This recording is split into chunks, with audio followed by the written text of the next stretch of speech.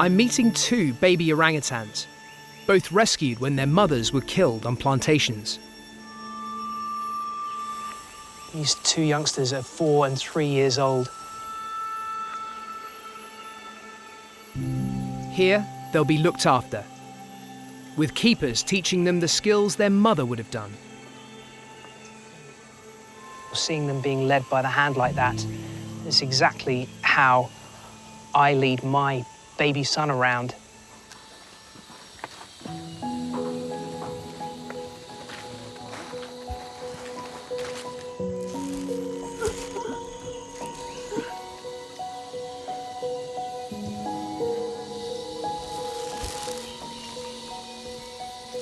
Hey, hello. What's your name?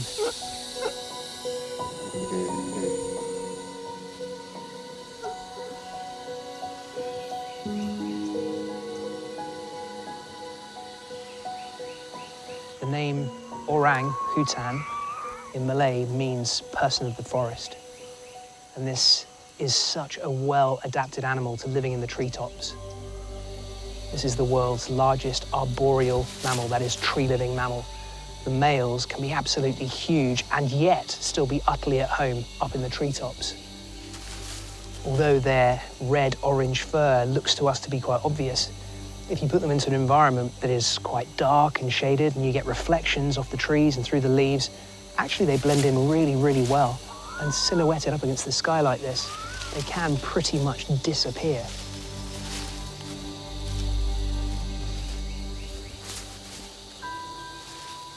Watching these two tussle together, it's so playful. So much like a pair of human siblings, brother and sister, battling away, just scrapping with each other.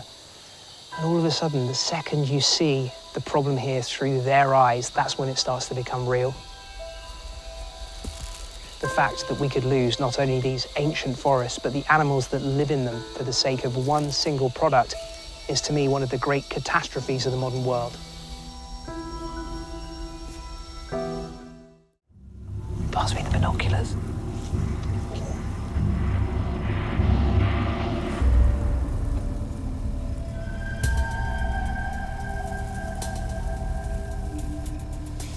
We have a cat. There's a serval just ahead of us, lying down right in the middle of this path. Oh, she's up, she's up, she's up. Engine off, engine off. Thanks, Don. What a gorgeous sight. She's completely chilled. She's just lying there. She's not moving. This is prime time for Serval to be hunting. And you can see that the ears are flicking around from side to side. Even above the sound of the power station, she can probably hear the movements of her rodent prey. And, oh, she's up and... Did you see that? She just leapt completely out off the path onto prey. She must have heard something and gone for it. Did you get that, Rome? She went way up. She must have gone a good couple of meters up into the air. That's what Serville are known for, is that extraordinary bounce. We just saw a Serval hunt. I don't believe it. That's amazing. There she is, there she is. Licking her lips and walking straight towards us. Just seeing a serval is so rare, but to see one actually hunt is something few have ever seen. This is absolutely incredible. This is a cat that people could live their whole lives in the African bush and not see. They're so shy, so secretive, and we have one strolling down the path towards us. And our cat was still hungry. I'm pretty sure that she's heard something just in the vegetation here to our right. Keeps glancing over that way. Keep watching, Gray, keep watching. She is poised any second now. I don't believe what I just saw. Second time in just 1 minute. Oh, it's got something.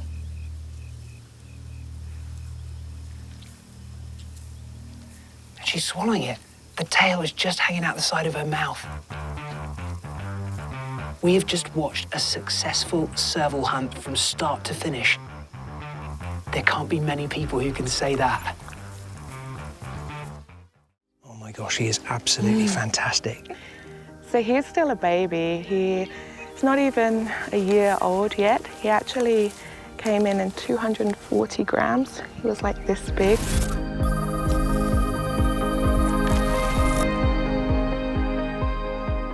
Unfortunately, poachers took his mum, and she gave birth in captivity with the poachers due to stress. She didn't make it, unfortunately, but he did. Archie's mum suffered lots of injuries when captured by poachers. Poaching is the illegal catching of pangolins. Should we see if we can get a little bit closer? Archie will stay in the care of the sanctuary for another 3 months before he's ready to be released into the wild. Yes. I mean, not many people have been climbed on by a pangolin. This is absolutely classic. Archie the pangolin has decided that he loves Graham, our cameraman. Have you got ants up your shorts or something, Gray? Hello, Archie. Oh. Just wandering over my legs. Oh. He's kind of clenching his whole body around me, like wrapping, embracing me in his tail. Look at that! No, not there. Well, I have certainly never had an experience like that before with a pangolin. It's hard to believe that this is the most trafficked, one of the most persecuted animals on the planet. Archie's specific species is the Temminck's ground pangolin. There are 8 different pangolin species found throughout most of Africa and Southeast Asia. All of them are being poached at an alarming rate, and they are all facing extinction. It's shocking to think pangolins are under so much threat. He is one of the most adorable animals I've ever seen. Look Steve, at that. at the moment, he's actually playing. He's playing, is he? Yeah. So this isn't kind of like fake foraging, he's actually socializing. Yes, so you have to remember they're mammals, and like most mammals, they do play. This is how they learn a lot of their skills.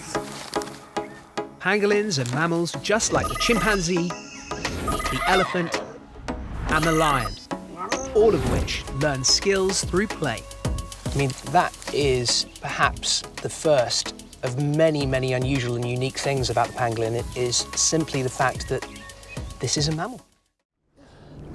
So much life down there. There are shells everywhere. So much food. But these animals really need it.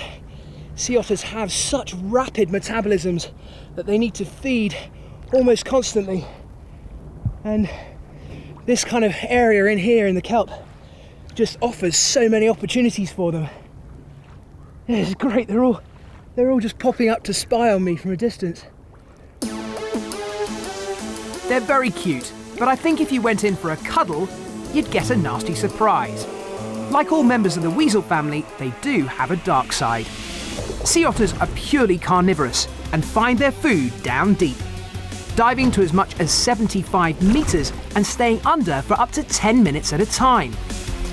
Their stout-crushing teeth make easy meals of clams, mussels, spiky sea urchins, crabs, and other crustaceans. They need to eat a quarter of their body weight a day. That is a whole heap of crabs. And they also need to watch their backs. Sea otters are territorial, and males will fight ferociously to defend their patch. Look at that! They really do look like fighting swimming bears. Well, you can see why the kelp is such an important environment to the sea otters. But the water's just way too cold for me. I think I'm gonna head for a sea kayak. Much more my kind of thing.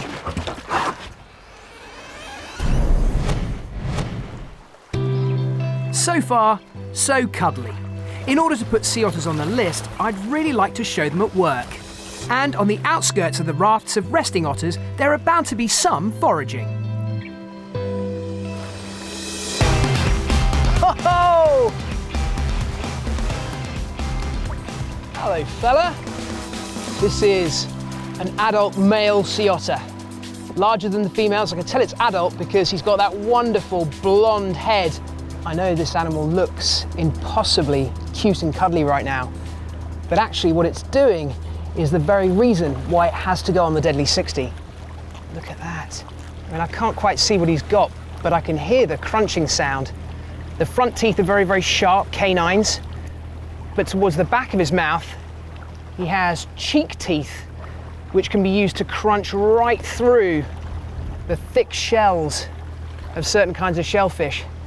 But if they're too hard, what the sea otter will do is lay a flat stone on his chest and smash shellfish on it using this kind of motion. Yep, sea otters use rocks as tools. They dive down and choose a nice flat rock, place it on their chest, and repeatedly smash shellfish against it to get at the flesh inside. They've even been known to hammer open shells on the side of expensive yachts.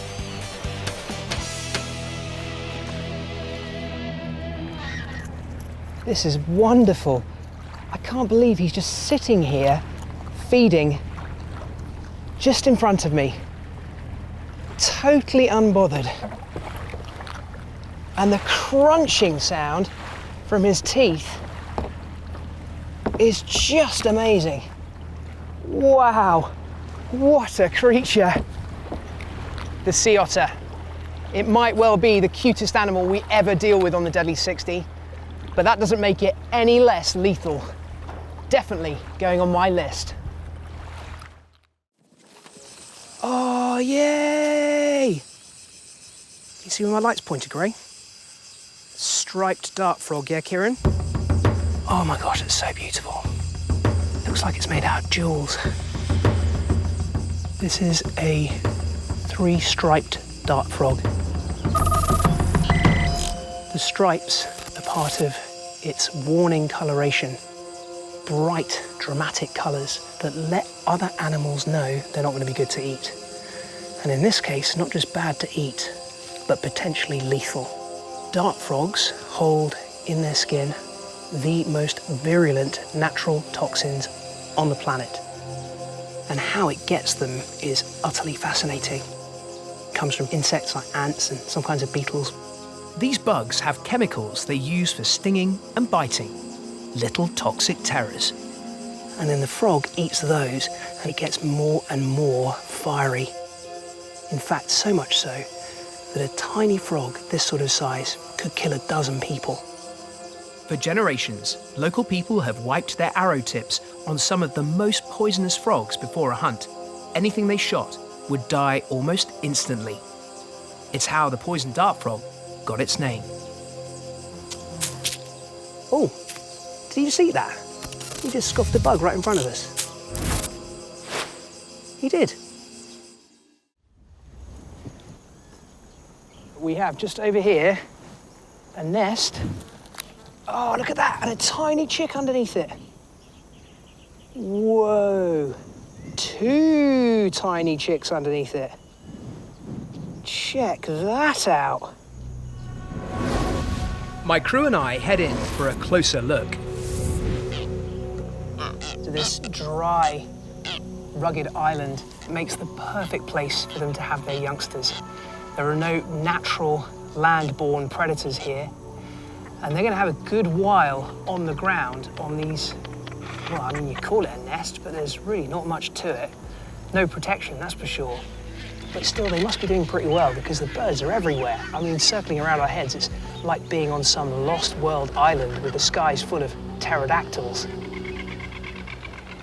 It's a crazy-looking nest. It almost looks like a volcanic crater with a dip in the middle where the eggs are laid, and then all around the outside is this kind of white spray from where they'll just high-velocity squirt poo poo out of their backsides, but making sure they keep it well clear of the nest, where they're going to have to spend many months before they finally fledge, that is, get their flight feathers and take to the air for the first time. That was a squirt of poo aimed very much in my direction. There's actually 2 chicks in this nest.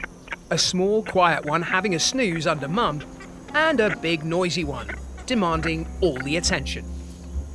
So a lot of this noise and pecking towards the beak of the adult is begging.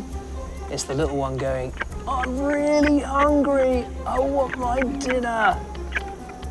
And eventually got its beak right down inside its probably mum's throat, and it's throwing up a kind of fish stew of partially digested fish bits. And as if that wasn't grim enough, these chicks have a deadly, voracious appetite for something a little closer to home. Being a young booby is not an easy life. So once one chick starts to feed up really well and starts to get to be a good size, it will sometimes kill its own brother or sister, which sounds unbelievable. Actually, it's quite common in the natural world. Now, this year so far, it's been a pretty good year. There's plenty of fish out there, so it doesn't necessarily have to happen here. But we do have one large, very active chick and one rather smaller one that isn't moving very much. And it could well end up being food for its own brother or sister. Looking at that fluffy, feathered face, it's hard to believe that something so cute could be so deadly. This is the rattle, better known as the honey badger, and she punches well above her weight. As the name suggests, these badgers do love honey, but those teeth and claws are razor sharp and can cut through bone, flesh, even wire. They even have some immunity to venomous snake bites, and they're scared of nothing. Wrap this all up in an incredibly thick protective coat, and you have one seriously mean package.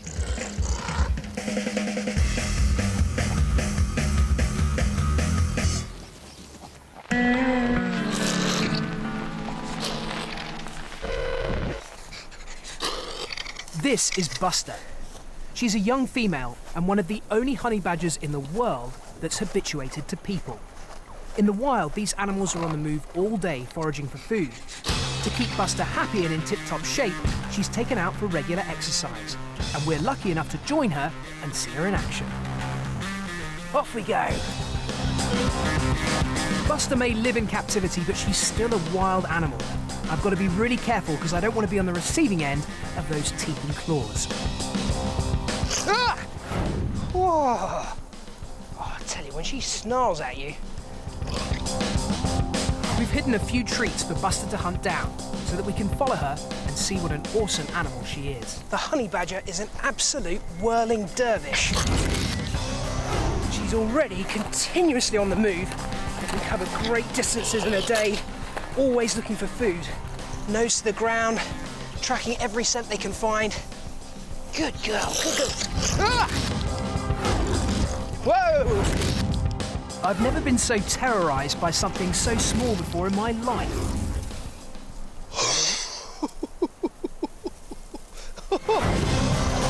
Oh, crikey! When she turns, it's a really frightening sight. I know she's only small, but it's enough to put the wind up you. I think she's found something. Once she starts getting in with those claws, she's like an excavator, like a mini JCB. They can get through pretty much anything. Look at that dust just going up in the air. Go on! Buster's long claws are perfectly designed for digging through this hard-baked earth. Wow. Oh! She's got it. Well, I've been working with animals all my life and I know what that sound means. That means don't come any closer, I'm eating, and if you do, I'm going to bite you.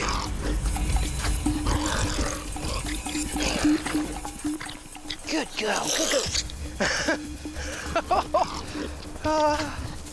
Honey badgers are in the weasel family, which contains some of the meanest animals on Earth. Weasels, stoats, things like wolverines, they're all animals that are notorious for of being capable of taking on other animals that are way bigger than they are and having no fear whatsoever.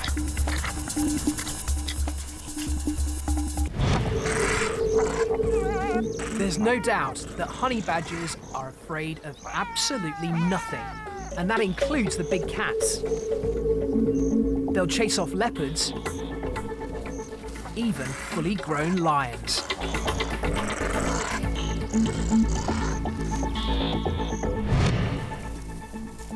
As a reward for having been so good, I think we'll let her have some of her favourite food. What's that, eh? What's that? Honey.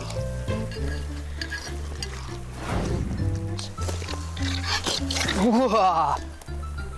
She may be only small, but not even a lion would get between a honey badger and her food.